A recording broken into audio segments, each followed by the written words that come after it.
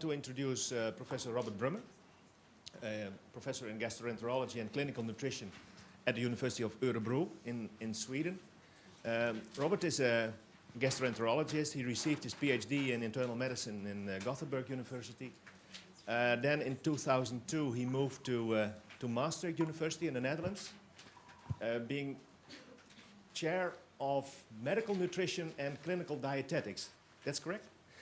2004 he moved to the Top Institute for Food and Nutrition, and 2 years ago from there he went back to Sweden, although he's Dutch, to become professor in Örebro University.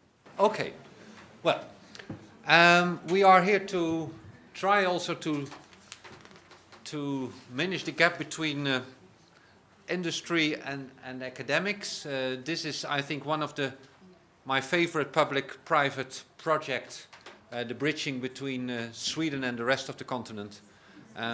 It was actually ready a year before the plan, and I think there are not many public-private projects which really can compete in success of this. This has really changed life around the Öresund. Well, we already came to the conclusion that this WHO definition of health is not really worthwhile to discuss here and to have as a basis for health claims. So we skip that. What we try also in our research in Örebro is try to move from health to functionality. And functionality is the ability to be able to do something, to acquire something. It's much more. It's a part of health, of course. A functionality could be that you can travel to Mexico without getting a gastroenteritis. A functionality can be that you don't have abdominal discomfort. A functionality can also be that you repair from a hip fracture after 3 weeks instead of 6 weeks. Everything can be a functionality, but it's much easier to relate a claim to a functionality. And actually also the functionality gives you actually hands-on for how to design your studies, because that's one of your end parameter of your study should be related to that functionality. So, and actually functionality is not the same as health. It makes, we have the experience now that it makes the discussions much easier and much more focused if you discuss functionality instead of health. Also, inherent to functionality is that functionality is not a static piece. It is dynamic. For example, it can be dynamic through life. It can change just because you get older or you get more mature, from a baby to an adult, from an adult to an older person. That is one part of the dynamics. But the dynamics are also daily life. You have stress during your life. You are running a marathon, or you are not having any sunlight like we have in Sweden for some months, or whatever. They are all sorts of. They change. For example, if functionality is your mood, they will change this functionality, and it gives us also tools for setting up, and I will show you that later, setting up and designing studies and understanding science studies. So that's the static versus the dynamic, and then we come to what we call the resilience of the gut, because today we discuss gut health, and Willem de Vos and I came with this resilience theory for some years ago, and then actually you should see the gut like a coil, like a spring. You can look at gut function like you can look on a coil or a spring, but you can look hours on that coil or spring, but you can't see from just looking at the spring how the spring will withhold a force downwards, how strong the spring is. What you have to do is you have to put on the spring, and then you will feel it, or you can study it. And that's the same also in the gut. The gut has a capacity to withhold stress or other triggers to keep within a certain level of functionality.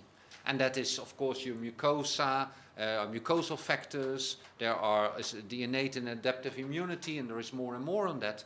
They all together, they have a resilience capacity.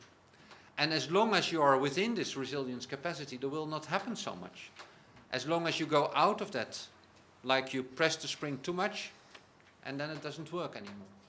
So that's what we call the resilience. And resilience means, in this case, that if you want to study it, you have to have a dynamic study design, because there has to happen something. You have to have a challenge, and you have to see how the system responds on a challenge. So that's really dynamic instead of static.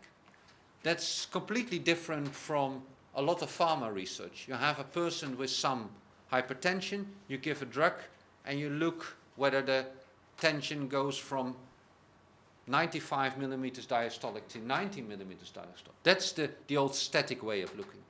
Here we look at the dynamic system.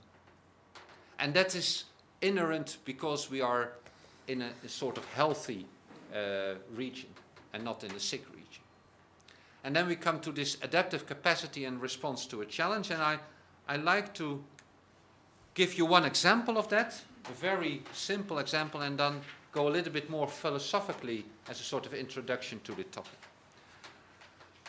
I was actually triggered for many, many years ago, I think it was for 20 years ago or even longer, when I read, I think it was in the British Medical Journal, a story about a guy. He was working in the harbour in London, and he was eating from sort of snack bar twice a week or 3 times a week, I don't know. He was quite healthy. And then his physician gave him Tagamet or Zantac, I don't remember what it was, an acid inhibitor, gastric acid inhibitor. And then he got a gastroenteritis once a week. Because of course, this food, what he was eating from the snack bar, was infected with salmonella or Yersinia or whatever.